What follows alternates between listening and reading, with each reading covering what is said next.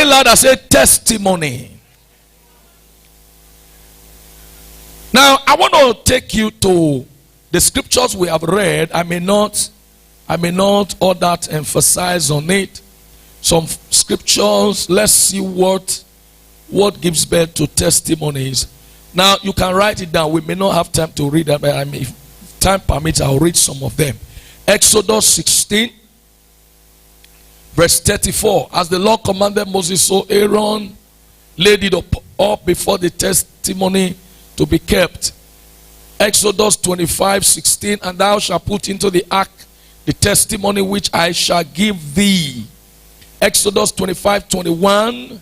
If you are writing, you can be writing.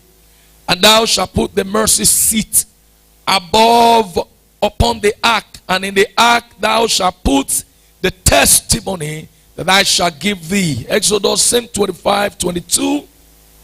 And there I will meet with thee, and I will commune with thee from above the mercy seat, from before the two cherubims which are upon the ark of the testimony of all things, which I shall give thee, or give thee in commandments unto the children of Israel.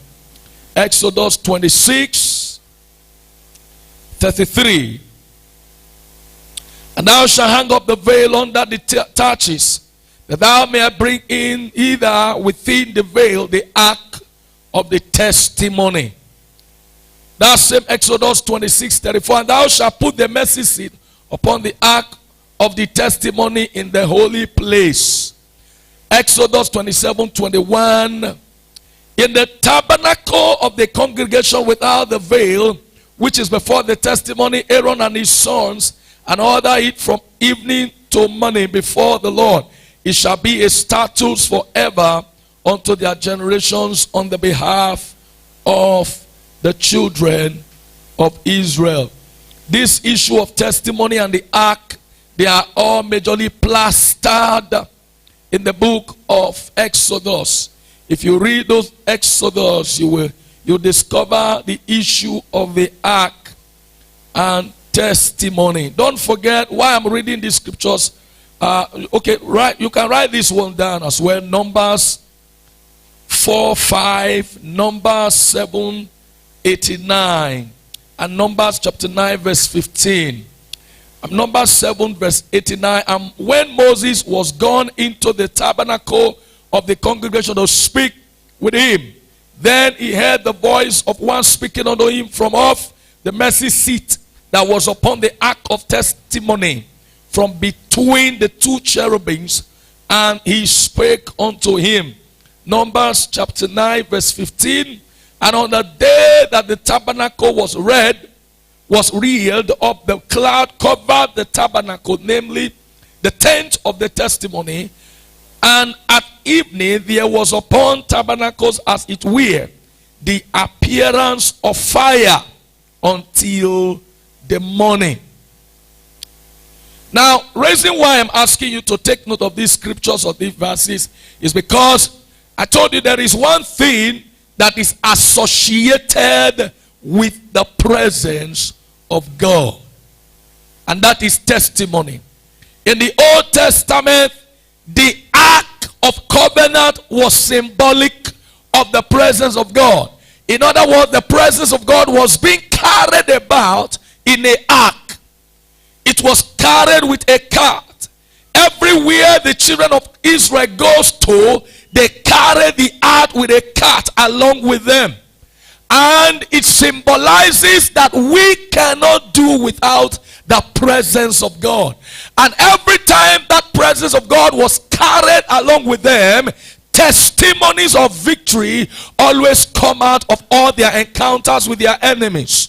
Every time they go to battles, they always conquer their enemy cheaply and easily, because they were carriers of the Ark of Covenant, which symbolizes the presence of God. And it was recorded that every time the presence of God was in the camp of the Israelites, and the enemy noticed that the ark was in their midst, they don't venture them, unless if it was an enemy who do not know them, before.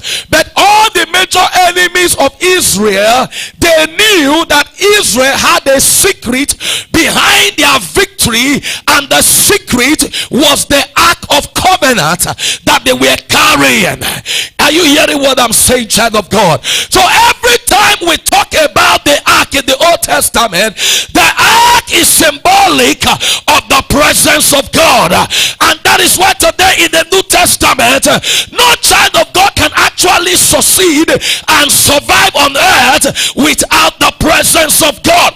When the presence of God is with you, like Moses told God in Exodus 33, when they were about to embark on a battle, a journey of life, Moses said to God, you have been following us, you have been with us, your glory have been covering us around.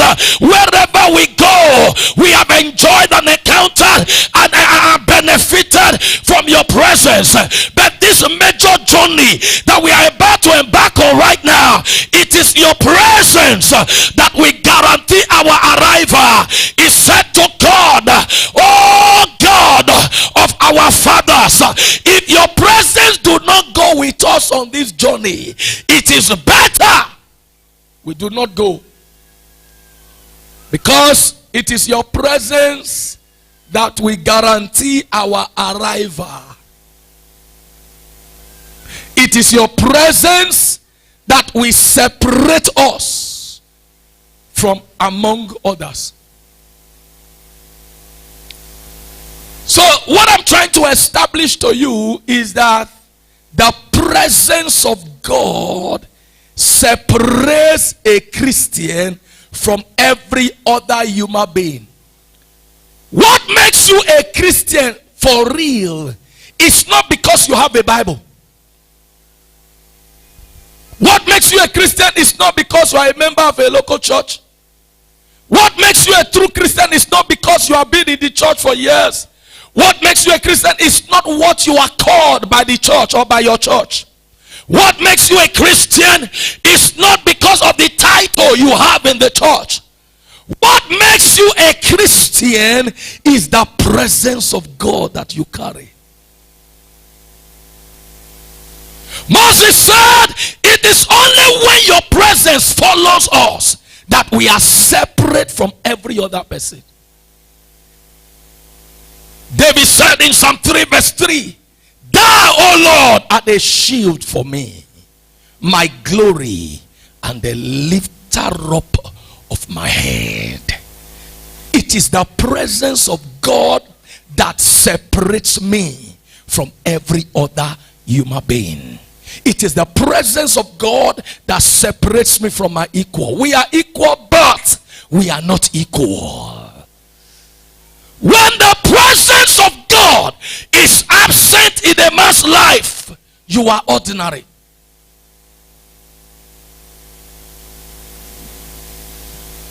And if you read Exodus 33, I think in verse 18, the last prayer that Moses prayed unto God, he said, oh God, show me thy glory.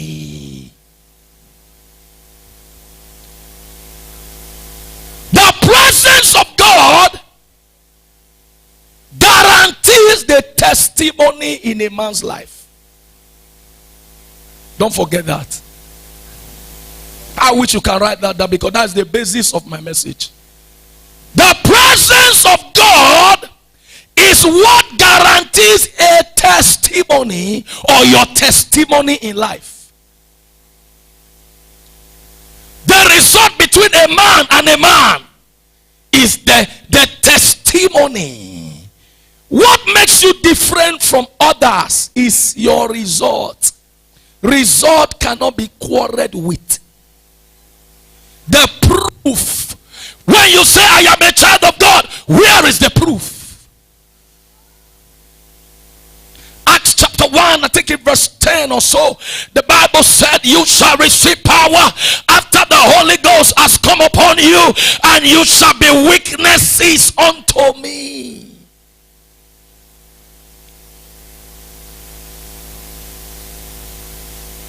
The evidence that you have witnessed the power of God is the result of the manifestation of the power of God. So your testimony is as a result of your encounter with God's presence. If the presence of God is in your life, your testimony will be certain. I want to announce to somebody here today, there is a testimony that God is about to give you out of his presence today. That's why no man encountered the presence of God and go back empty. I came to prophesy to somebody here. You will not come here empty-handed. You will not leave here empty-handed. You will not go back to your house empty-handed. You will not go back to your family empty-handed. The presence of God is going to do something in your life. The presence of God is going to produce your testimony. The presence of God is going to produce your result. Let me hear your amen like thunder in the house of God. I'm just preparing your spirit. I never start. I just prepare your spirit.